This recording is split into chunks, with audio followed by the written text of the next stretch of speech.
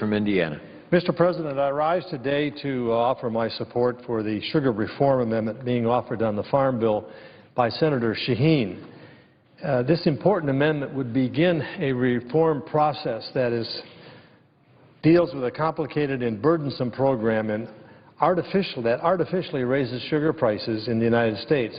For nearly three-quarters of a century now, American businesses and consumers have paid a premium price for sugar. This inflated price is due to a tangled web of price manipulation, stringent import quotas, and tariffs. And the net effect has been that Americans are paying as much as twice the world market-based price for sugar. Now, I think we all realize the amount of sugar that's used in a number of products across the United States, but let me bring this down specifically to what impact it has on some of the confectioners in my home state. Albany's Confectionery Group, Inc. is a renowned Indiana-based manufacturer of a number of products that use a lot of sugar. Chocolates, gummy bears. Well, I can't use that word. They can't use that word because that's trademarked, but they call it the world's best gummies. And we'll have to put that in competition with some of the others, and a lot of other confections. Their estimate is that they would save $3 million annually if they were able to buy sugar at the world price. Lewis Bakeries, headquartered in Evansville, Indiana, is one of the few remaining bakeries in our state and in the Midwest. In the largest wholesale bakery that we have, artificially high sugar prices for Lewis Bakeries contributes directly to higher food and beverage costs that weigh down family budgets. Even larger companies like Kraft Foods, which has a marshmallow and caramel plant in Kendallville, Indiana, knows that phasing out the sugar program would enhance the competitiveness of U.S. manufacturers. Why is that important? Because these sugar prices for those in this business of using large quantities of sugar is driving them offshore. They're moving to Canada, they're moving to Mexico, they're moving to other places, simply because they then can buy the most important ingredient for their product, which contributes a significant percentage of their product. They can buy that at world market prices and save a great deal of money. So I encourage my colleagues to support the Shaheen Amendment. It promotes jobs, it fights consumer price inflation, it reduces the level of government interference in private markets, and I think we should be pursuing policies that allow that price. This amendment doesn't accomplish all of that, but it goes a long way toward beginning the process of unwinding this and making our companies more competitive around the world. I'd like to take a moment to also address another issue with the Farm Bill here. Senator Donnelly and I are co-sponsors of a bill called Planting Flexibility. We're hoping that this provision that we've offered will be included in the manager's amendment, and I appreciate all of the work that's been done behind the scenes to address this important issue.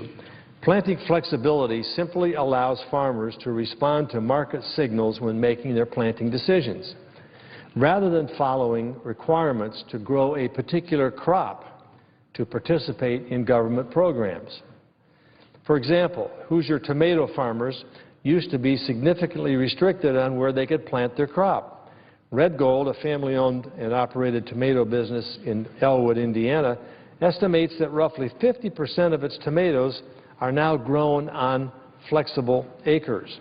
Red Gold produces a whole number of tomato products that are sold all over the United States and, in fact, all over the world. So just allowing this flexibility, again, is a free market-based choice that producers can follow based on supply, based on demand, and gives them the flexibility that they need to address crops that are outside the coverage of this particular bill.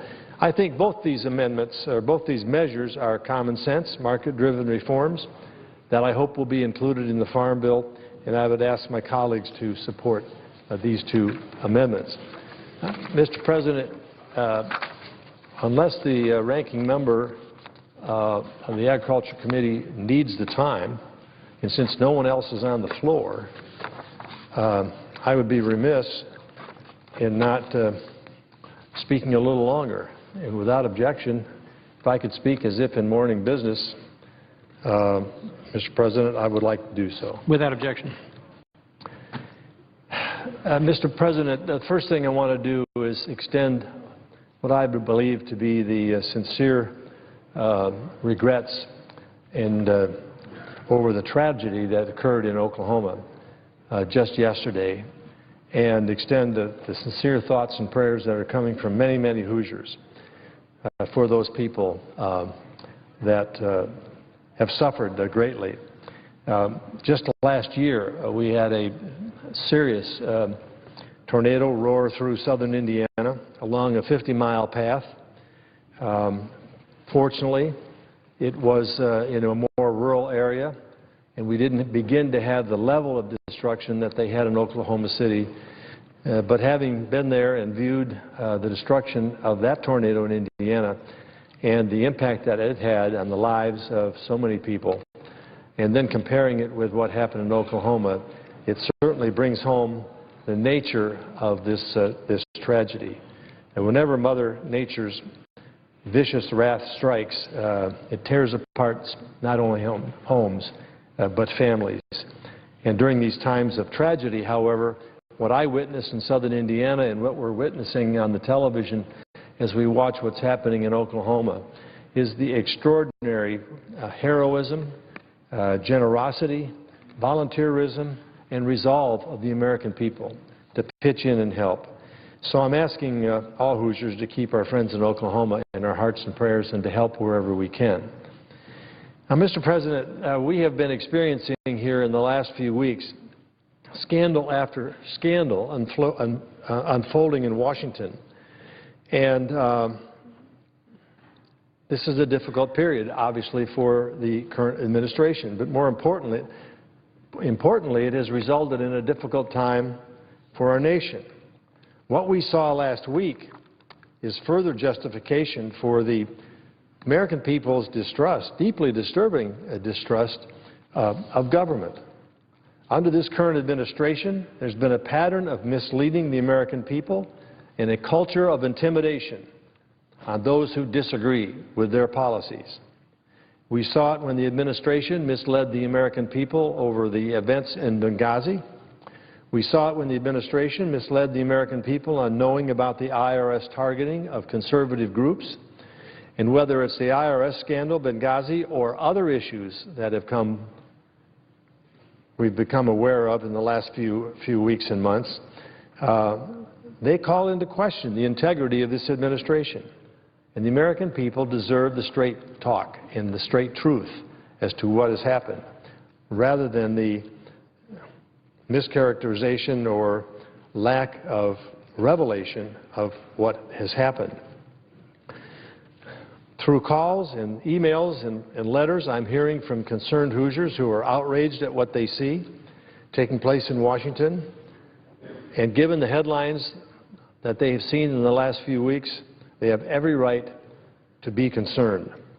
Now, the only way to eliminate this current trust deficit in Washington is to hold people accountable, get complete answers, and make changes to ensure that this abuse of power and misinformation that's coming out of this administration will not continue.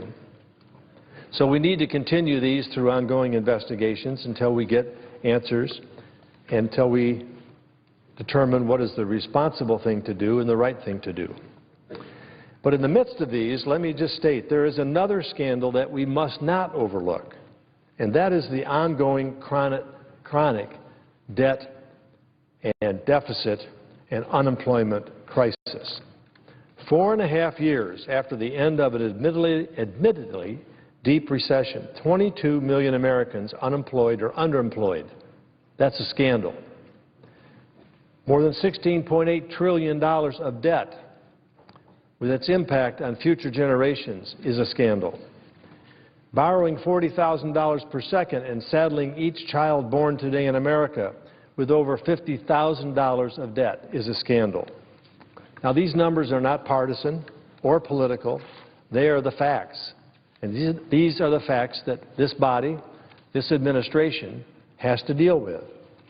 Because we're careening on an unstable fiscal path that will bankrupt the critical programs that our seniors and retirees depend on, robbing them of the benefits that they've been promised. We are seeing meager gains in jobs only to find out more and more Americans are being forced into from full-time employment to part-time employment. In April alone, nearly 280,000 Americans involuntarily entered part-time employment. At the same time, the average work week and weekly take-home pay continues to decline. This issue, our debt crisis and our jobs crisis, should consume the work of this Congress and this administration. But instead, we careen from drama to drama, fiscal cliff, to debt limit deadlines, and then we enact far short of what is needed legislation, often flawed, like the across-the-board sequestration policy. And yet none of this remotely solves the problem that we face. In a recent Gallup poll, when asked what they'd like Congress and the President to address, 86% of the American people named creating jobs and growing the economy.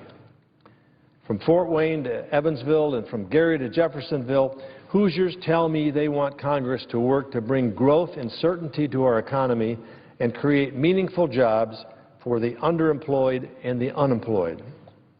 So as we address the issues before us, let's not forget about this major debt crisis that faces our country and impacts every American. Let's not forget about those Americans that are looking for work and can't find it, or those who have been forced into part-time jobs that won't begin to be enough to support a family. Let's not become distracted and drop the ball on tackling these issues because the daily headlines simply are pointing to something else.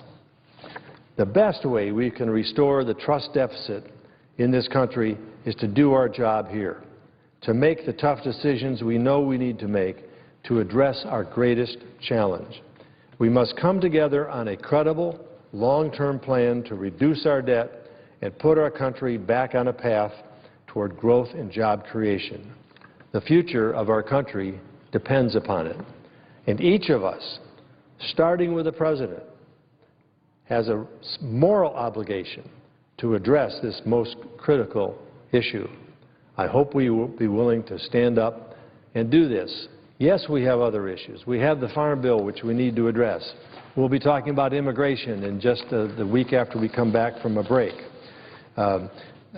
We will be holding investigations and looking into some of these so-called scandals that we have been dealing with these last few weeks. But we are not focusing on the real problem here.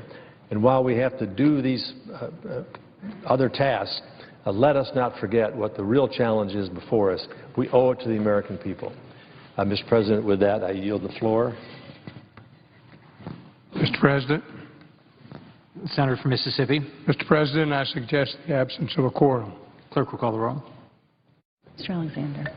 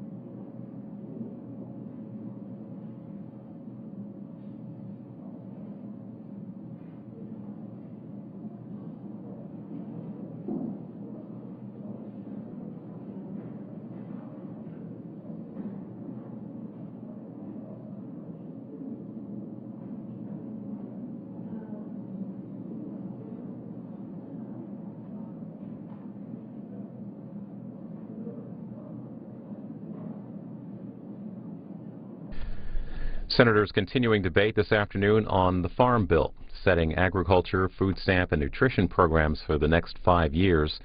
Not too long ago, earlier today, an amendment offered by Oklahoma Senator James Inhofe was defeated 36-60. Further amendment debate expected this afternoon, and work on the bill expected to take us through the week and up to the Memorial Day break, which happens on Friday. Coming up at 4 Eastern, senators are expected to start debate on a resolution dealing with Iran sanctions over that country's nuclear program and expressing support for Israel. A vote on the measure planned for 5 o'clock this afternoon.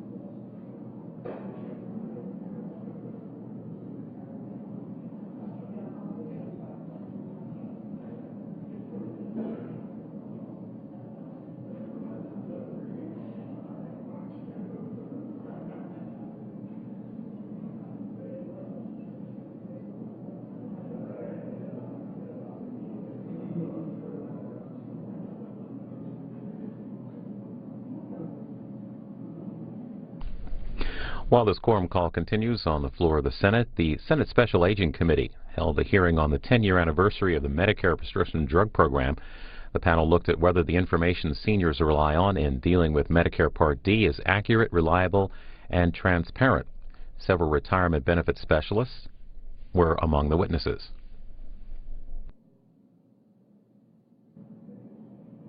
You have an opportunity to take care of them. So I think looking at strategies like that, learning more about how MTMP is working and how its successes can be extended is important. And we also need to learn why CMS reported that a fair number of seniors who were contacted for medication therapy management were not taking advantage of the opportunity offered. We need to learn about that so that we can work through it. Good. Very helpful. Mr. Ramasco, would you like to add?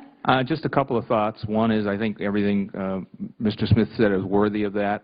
But the first barrier to compliance is making sure you can afford the drug in the first place, which is why a lot of the suggestions that we made here focus on keeping the costs down and potentially lowering the costs, because that's the first barrier.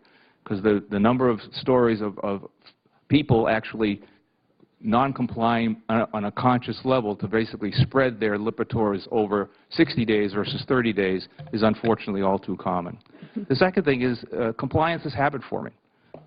Basically, if you're taking medication when you're 60 under a health care company plan, you'll probably be more likely to keep doing it when you retire and under Medicare.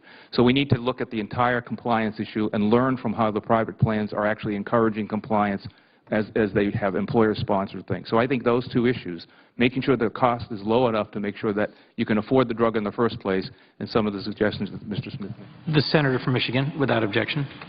Thank you very much. Mr. President, I would ask unanimous consent that notwithstanding the previous order, the Senate begin consideration of S-Res 65 at 3:45 p.m., that there be 50 minutes of debate, that the Republicans control 30 minutes, the majority control 20 minutes, that of the majority's time, Senator Menendez control 15 minutes and Senator Blumenthal control 5 minutes, that all other provisions under the previous order remain in effect, that upon disposition of S-Res 65, the Senate resume consideration of S-954. There be 2 minutes for debate equally divided in the usual form, and the Senate immediately proceed to vote in relation to the Shaheen Amendment 925, that there be no second-degree amendments in order prior to the vote. Is there objection? Without objection. Thank you, Mr. President. As a result of this agreement, if all time is used at approximately 4:35 p.m., there will be 2 roll call votes. The first on adoption of S-Res 65, the Iran sanctions resolution, and then in relation to the Shaheen Amendment on the sugar programs.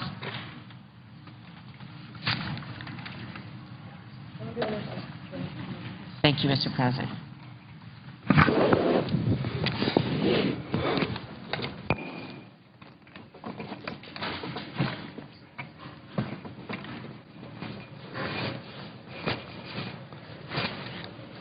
Mr. President. Senator from Pennsylvania. Mr. President, I rise to address the Shaheen Amendment number 925 that the chairman of the committee just referred to. Senator may proceed. Thank you very much, Mr. President. I just want to urge my colleagues to support this amendment. I want to start by thanking Senator Shaheen for her leadership on this, Senator Kirk for his leadership, Senator Durbin for his support and leadership on this. We've all worked together on this. And I want to just briefly explain why I think this is important and why this amendment deserves the support of this body. First of all, people ought to understand we have an extensive and complicated system by which taxpayers and consumers are forced to prop up to an artificially high price the price of sugar in this country. We subsidize a handful of wealthy sugar growers at the expense of everybody in America, because I can't think of any consumer who doesn't consume sugar. Everybody uses some amount of sugar. It's in virtually all processed food. It's in obviously any kind of confectionery or any kind of sweets. But it's a staple, a fundamental staple. And in fact, the poorest Americans spend the highest percentage of their limited income on sugar, because that is the nature of this food staple that we have. Well, what do we do through our agricultural policy?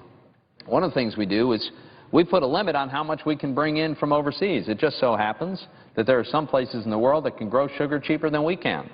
And rather than take advantage of the opportunity to have a lower cost staple for all Americans, including the poorest of Americans, instead, we establish a quota.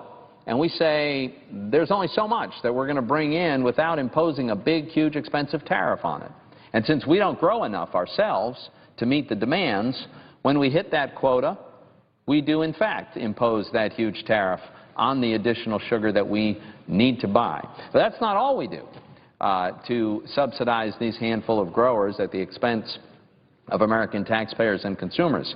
Another program that we have is an extensive loan program where ultimately the taxpayer lends money to sugar producers, and it's a heads I win, tails you lose program for the sugar producer.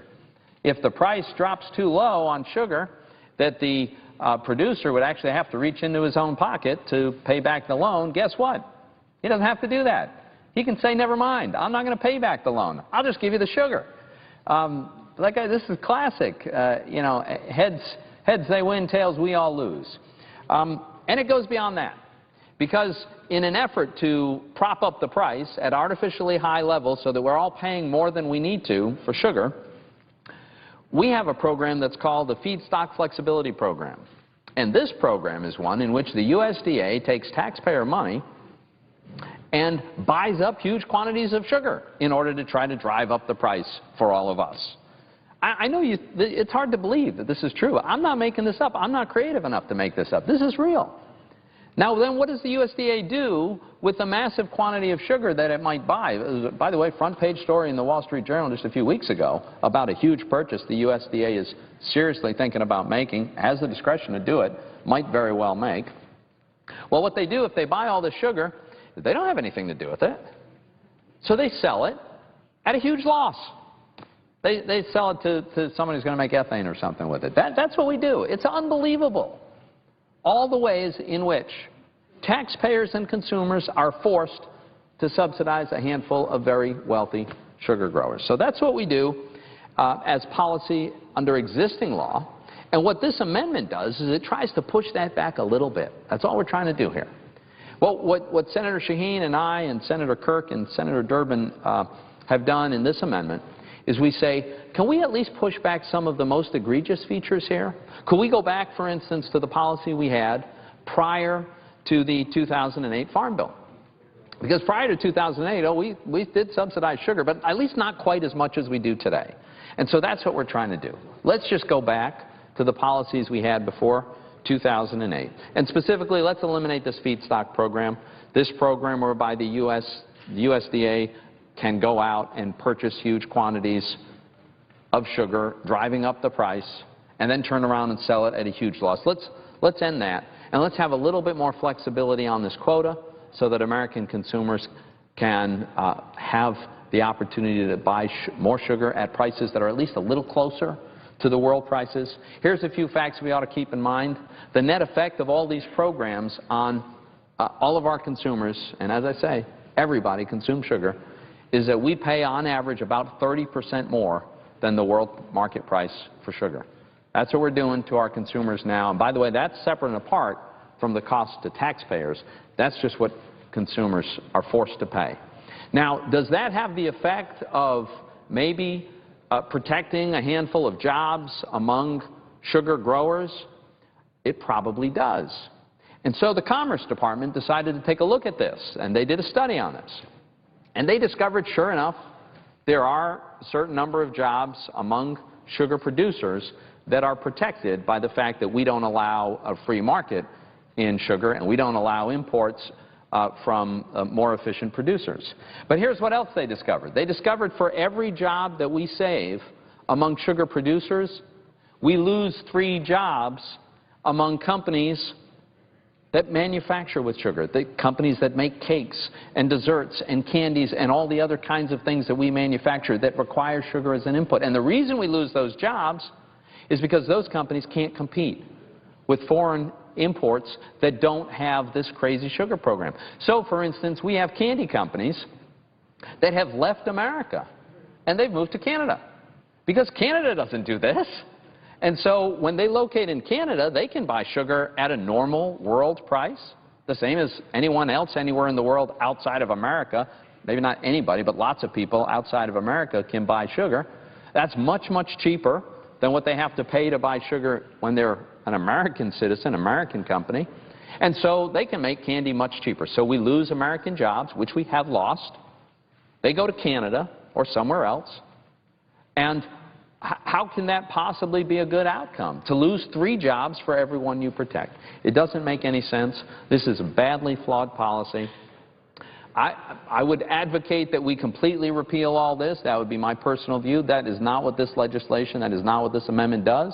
All we do in this amendment is we say, let's just go back to where we were before the Farm Bill of 2008, expanded this program, and created this new liability for taxpayers. So, Mr. President, I urge my colleagues to support the Shaheen Amendment number 925 for some good common sense improvements to our existing sugar policy, and I yield the floor.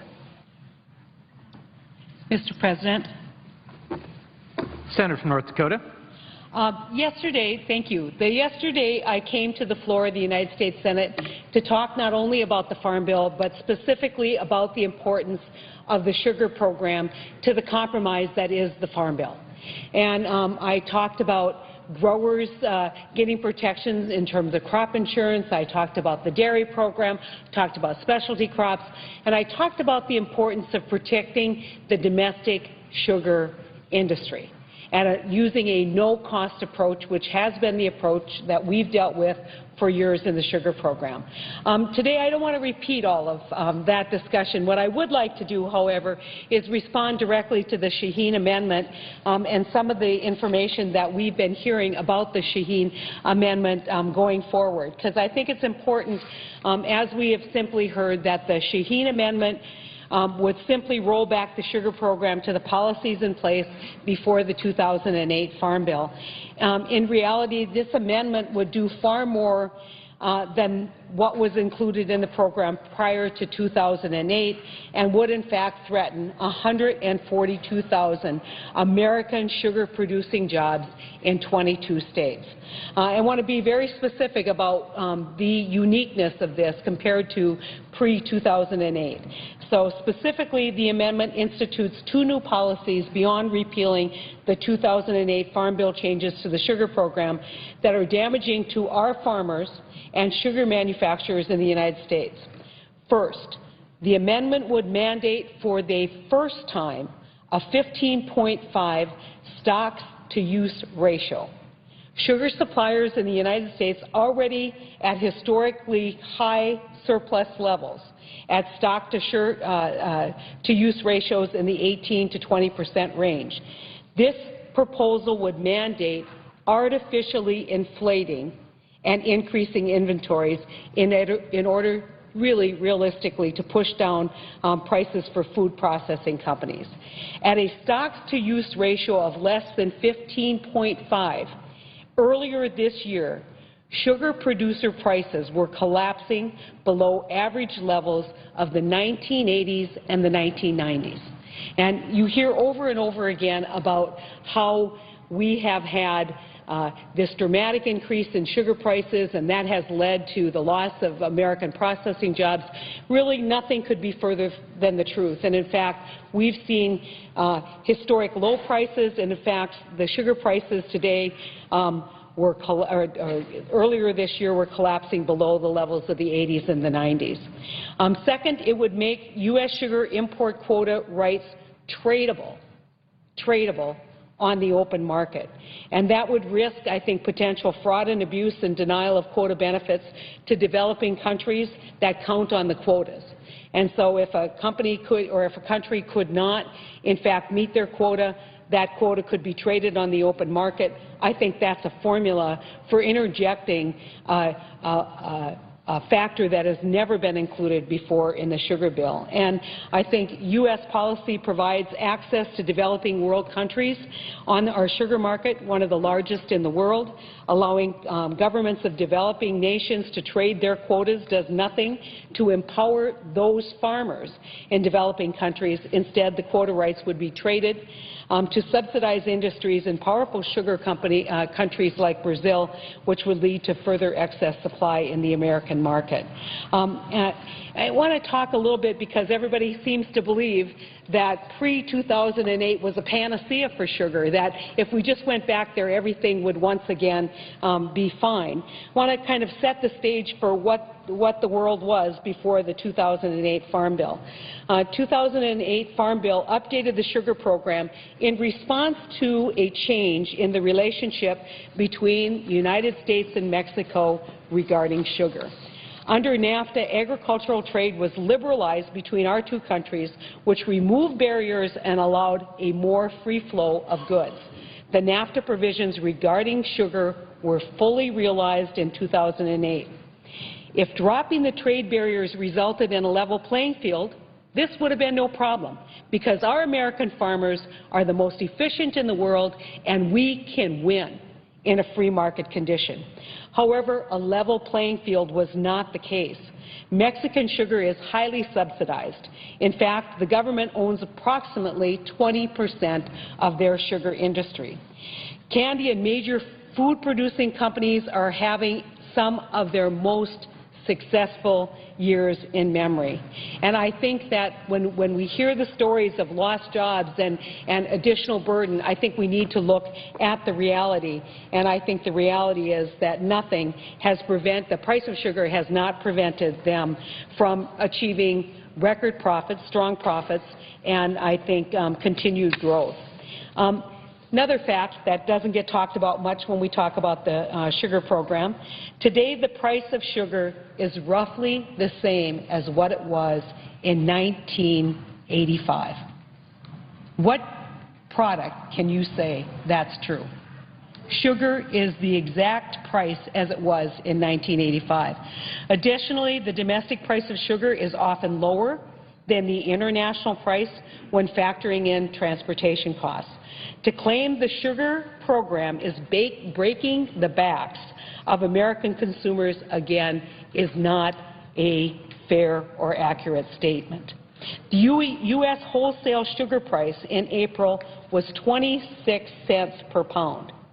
The internationally traded sugar price in April was 22 cents per pound. The transportation costs of bringing sugar to the United States from Brazil, the Dominican Republic, or the Philippines, three of the largest importers of sugar under the program, exceeds the 4-cent per pound difference. And so I think it's important that we at least have some response to this idea that, number one, things were good in 2008, so we should just roll back the program to 2008. If that were true, obviously, I don't think we would be standing here fighting this amendment. But I don't think it's true. Plus, I think that there are provisions in this amendment that have not yet been revealed as provisions that were not included in the pre-2008 sugar program. And that concerns me. That concerns me that this amendment has not had a discussion in committee. This amendment has not been something that the experts of on the Ag Committee have deliberated. And then I want to kind of pull back and look at a higher view, which is the American farmer, American agriculture, and what the Farm Bill attempts to do to guarantee a sure and steady supply of food for our country and arguably for the world. The Farm Bill is a compromise package. The Farm Bill represents, in each one of those elements, a different provision for different parts of our country. Dairy, important in Wisconsin. Dairy, important in Vermont. Dairy, not so important in North Dakota. But sugar is critically important to the economy of North Dakota.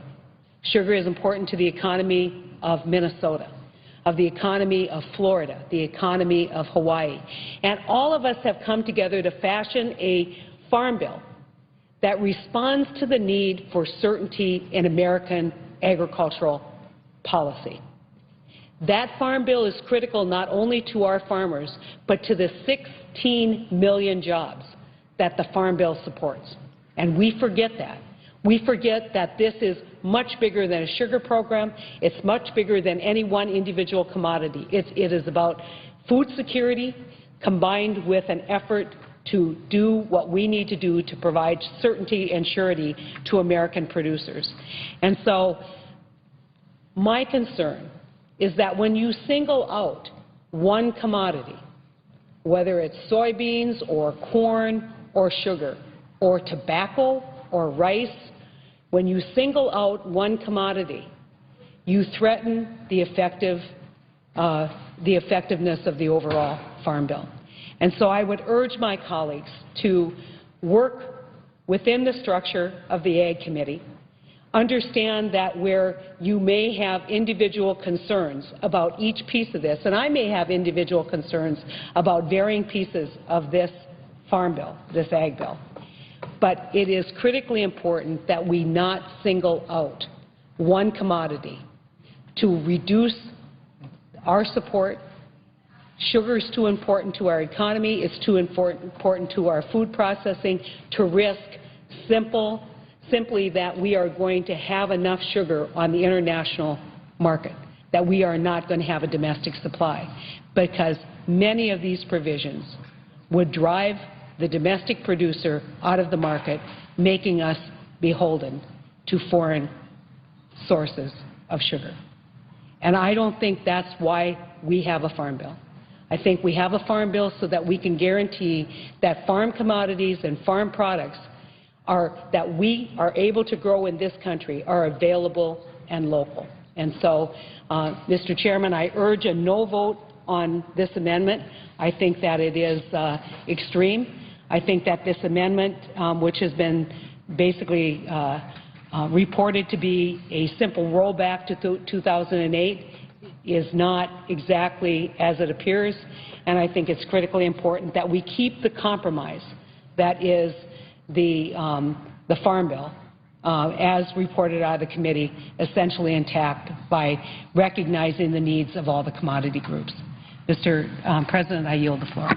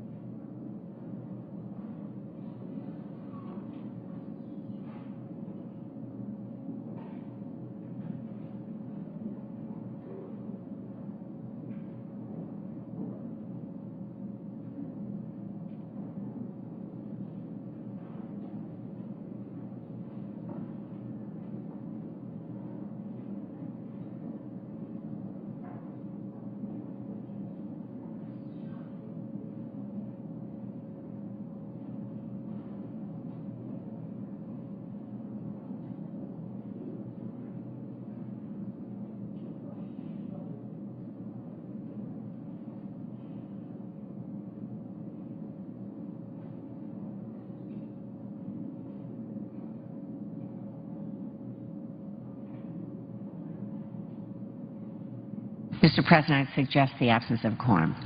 Clerk will call the roll. Mr. Alexander.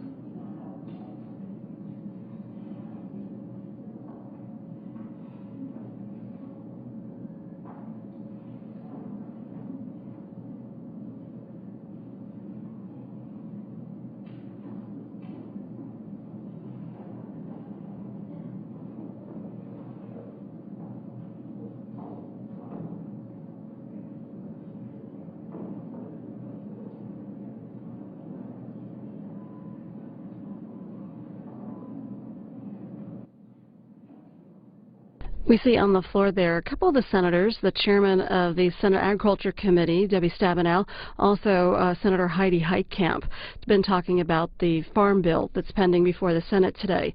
Coming up in about 20 minutes at 4 Eastern, senators will turn to debate on a resolution dealing with sanctions against Iran over its nuclear program. And then a vote on the resolution is set for 5 Eastern.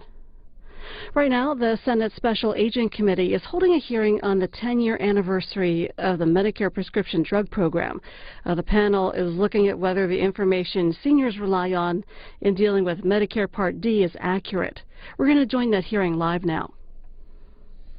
So over the course of the next 7 years, as the U.S. government is picking up more and more so that by 2020, 100% of the cost of the drugs in Medicare Part D on that donut hole are going to be absorbed for the senior. Mr. Romasco, you look like you're ready to say something, and then I'm going to turn to my colleagues here. I couldn't support the concept more fully. The U.S. government is a huge purchaser, much bigger than any of the individual insurance companies. It continues to baffle me that it's like telling Walmart they can't negotiate with Procter & Gamble over the price of Tide. It just doesn't make sense. I think the other example, and I think Mr. Smith alluded to it, and it's a very important issue about research and development, was a similar argument in the early 80s, but the Hatch-Waxman Act, which paved the way for generic drugs, oftentimes the industry made the argument that this would stifle R&D. And yet, through their ingenious market forces, we now have generic drugs, everybody's prosperous, the industry's grown, and they continue to be successful and profitable. So I think that the concept of secretarial negotiating authority is a critical idea. I think shortening the generic biologic horizon from 12 to 7 years is another possibility, and the discount in the act that your legislation supports is another way of keeping our eye on the ball as the affordability of the drugs, not only in Medicare but across the entire healthcare system that's at stake. Before I turn to Senator Collins, let me just make note, I wish Senator Wyden were here, because going back on the history of all of this, it's true that the prescription drug benefit was first authorized and set up in 2003 in the prescription drug bill. But there was another thing that was set up at that time, and it became very costly to the government. And it was setting up a new delivery of Medicare through an insurance company called Medicare Advantage, delivered through an HMO, which is an insurance company. And what happened in that 2003 legislation was insurance companies were given a 14% bump per senior citizen beneficiary of Medicare. That became so expensive that when the health care reform bill came along, we had to save Medicare because it was going bankrupt.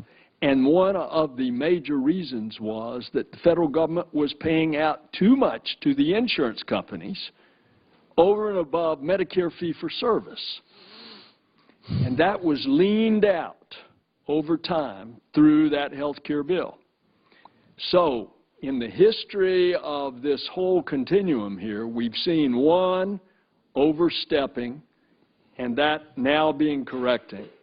And that's why I bring up this prescription drug benefit where there is such a significant increase to the taxpayer on the bill on the drugs delivered through Part D. Senator Collins. Thank you, Mr. Chairman. I'm going to follow up on the Chairman's very interesting questions in this regard because this is an issue where I can see both sides of it, frankly. On the one hand, you look at the VA system where government has used its purchasing power for years to negotiate prices. We do it in the Medicaid program. It wasn't just President Obama who has included this in its budget, but the Bowles-Simpson Commission also had the recommendation, which gives it some credibility in my eyes. On the other hand, you can certainly look at the marketplace and say that we have 1,000 plans, there's lots of competition, and we have sophisticated insurers who are doing that kind of negotiation with very good results for the consumer, since the prices are so much less for premiums than have been projected, and the costs for government are less. So I'm truly of two minds about this and about which way is the better way to go. So, Mr. Smith, from your perspective, since you can legitimately point to a successful program that's driven down prices with successful, sophisticated negotiators in these plans, but if it shouldn't be extended, why do we have it in Medicaid and in the VA program? Okay. Thank you for that question, Senator. So, the first point I would make is that I think it's always possible to look somewhere else and find a different price point and say, why doesn't a different program get that price point? Medicare is, in fact, just central to the U.S. marketplace. It is a much more significant program than both Medicaid and VA. And I think because we have statutory provisions that have set prices in those programs over the year, because there are exceptional reasons for those programs, doesn't mean that we can expect that we would have the same effect if we extended that to Medicare. I think extending these rules for smaller and programs that have exceptional circumstances, veterans and so forth, to Medicare would send very negative signals both into the Part D program and into the just several minutes. The Senator is reminded that we're currently in a quorum call. The discussion that we're having right now is on... The Senator is reminded that we are currently in a quorum call. Oh, I ask that the quorum call be suspended. Without objection. Thank you, Mr. President. I just want to take several minutes to respond to some of the comments that were made here in regard to the Farm Bill, and specifically the sugar program on the floor of the Senate. We've got a vote coming up. Currently have an order to move to the consideration of S-Res 65 at 3:45 p.m. Mr. President, that is my resolution, Senator Menendez. I don't mind yielding a couple of minutes to the Senator to make his point. Without objection. I thank my esteemed colleague, and I will limit my comments to just several minutes. I do want to respond to some comments that were made in regard to the sugar program and the cost of sugar for American consumers. And it's very important to understand that the price of sugar in the United States is actually less than the international price. So because of the sugar program, we have American consumers benefit. And again, I want to reiterate that point and also express how important it is to understand that we have low-cost producers in this country who are precluded from selling their sugar in markets like the European Union because of tariffs and restrictions. So, as an individual who strongly supports international commerce and trade issue. On many of these issues, I'm down here talking about how we want to continue to expand our ability to export, and I believe that, but at the same time, we've got to make sure that our companies, that our farmers, our ranchers, that our producers, particularly when we're talking about a farm bill, are treated fairly. And so we have a situation where they operate international and they are precluded from many markets throughout the world, even though they are low-cost producers. That's what our sugar program is designed to do, is to try to level that playing field. It does so effectively. The sugar program has cost this country nothing over the last decade, and in fact, consumers in this country benefit from lower sugar prices than the international price, not higher prices. Thank you, Mr. President. Again, I want to thank my esteemed colleague from South Carolina, and I yield the floor. Mr. President. Previous order, the Senate will proceed to the consideration of S-Res 65, which the clerk will now report. Counter number 43, S-Res 65, strongly supporting the full implementation of United States international sanctions on Iran and urging the President to continue to strengthen enforcement of sanctions legislation. Under the previous order, there will now be 50 minutes for debate with the Republicans,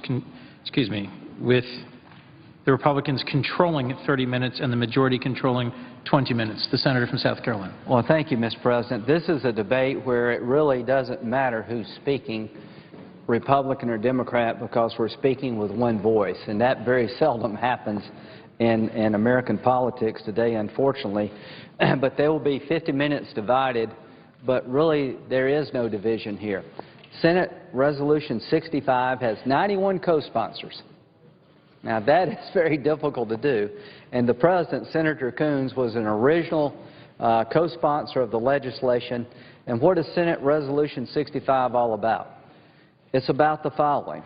On March 4th, 2012, President Obama stated, "Whenever an effort is made to delegitimize the State of Israel, my administration has opposed them.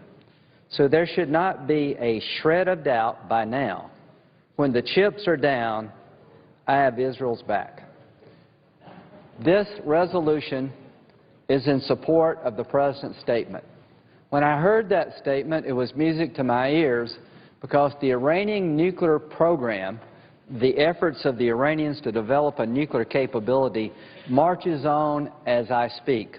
Today, May 22nd, there are two articles, one in the Associated Press, one in Reuters, talking about IAEA reports and diplomats saying that Iran is pressing forward with the construction of a research reactor that would add to their nuclear capability in terms of enriching uranium to make a bomb, and that they've increased the number of centrifuges since April dramatically. So we have been trying to sanction Iran, very successfully, I might add. Senator Menendez, my co-sponsor here, the original co-sponsor, will be here around 4. And as to Bob Menendez, there's no stronger supporter of the U.S.-Israel relationship than Bob, who's chairman of the Foreign Relations Committee. So we've worked on a resolution. And the guts of this resolution basically as follows.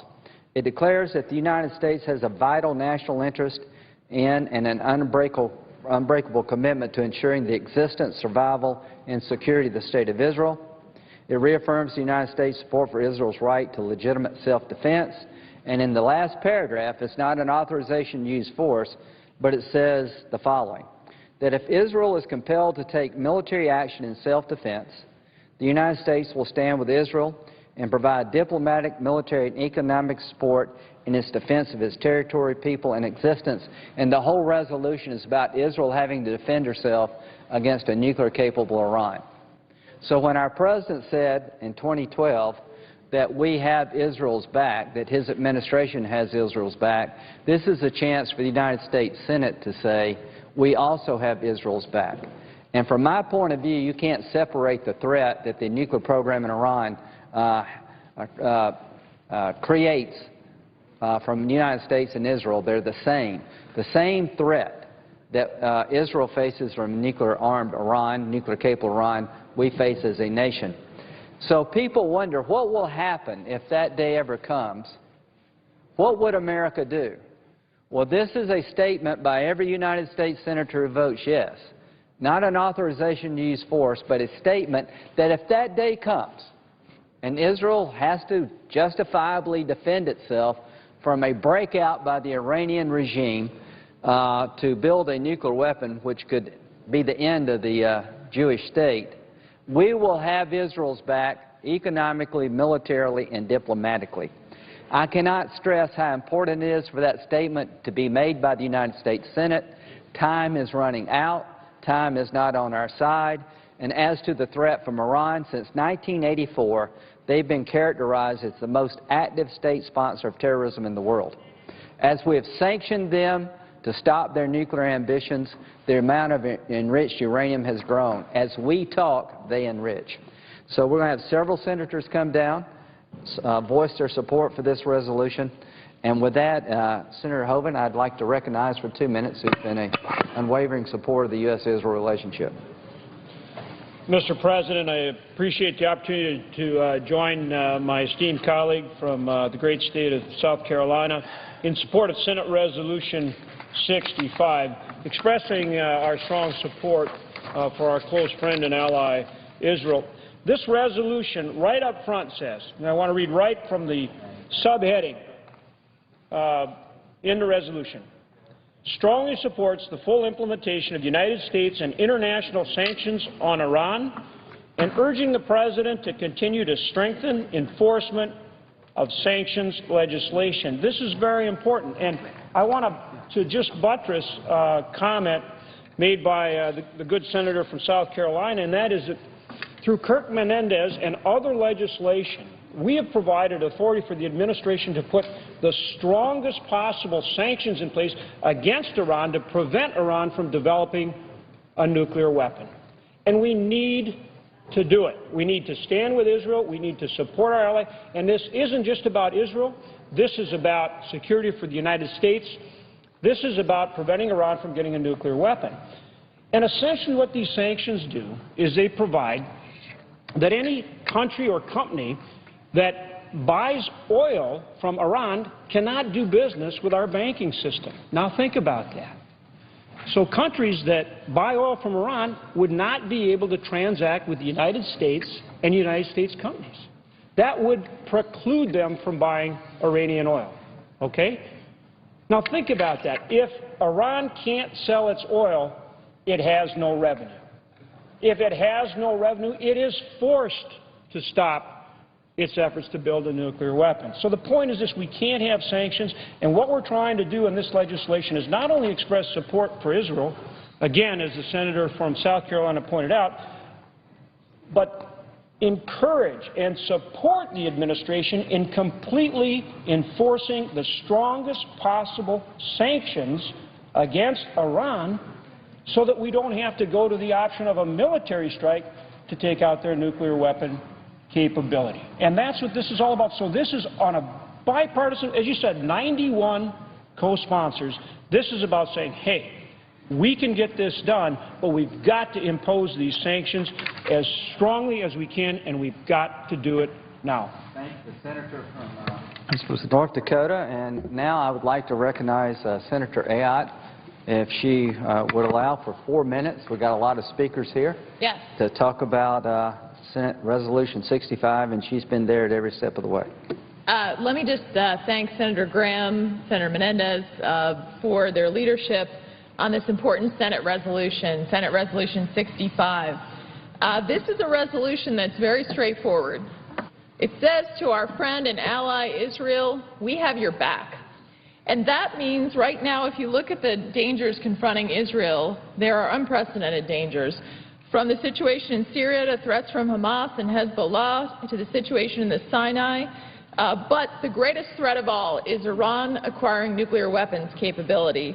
It is a country that has threatened to wipe Israel off the map. And rightly so, the Israelis have said never again. And as our country, we say never again. Because it's not just that the Iranians could acquire nuclear weapons capability and launch a missile to against our country, is that they are the largest state sponsor of terrorism. And they could give that nuclear weapon to a terrorist, and then it's not just a threat to Israel, this is a threat to the safety of the world. And that's why I fully support this resolution and why it has so many co-sponsors in the United States Senate. To understand the deep friendship we have with Israel, what we share in terms of democracy in the Middle East, and that ultimately this threat is not just a threat to Israel, this is a threat to the safety of the United States of America. And this resolution is clear. If Israel is compelled to take military action in self-defense against Iran's nuclear weapons program, it urges the United States government to stand with Israel diplomatically, militarily, and economically. It also reiterates what my friend from North Dakota just talked about, which is the policy of the United States to prevent Iran from acquiring a nuclear weapon, and reaffirms that we will continue to press for the toughest of economic sanctions. To the leaders in Iran, understand there's much that we don't agree on in this body. When we pass this resolution today, you need to know that we are unified when it comes to stopping you from acquiring nuclear weapons capability, and that we will stand with our friend and our ally Israel to make sure that you do not present that type of grave danger to the safety of the entire world. So I thank my colleague from South Carolina. I thank my colleagues here who have supported this incredibly important resolution. Think about it. How often do we come together with 91 senators to support something? And this is about the security of this country. I look forward to this body passing this important resolution. Mr. President, at this time I'd like to recognize a member of the Foreign Relations Committee, one of the strongest voices on national security in the body, a new member, but somebody who really understands the world and a tremendous supporter of the U.S.-Israel relationship, Senator Marco Rubio from Florida, for 4 minutes. Thank you, Senator Graham, and I appreciate this, and I rise here in support of these sanctions as well. Americans are perhaps tempted these days to take a step back from the problems of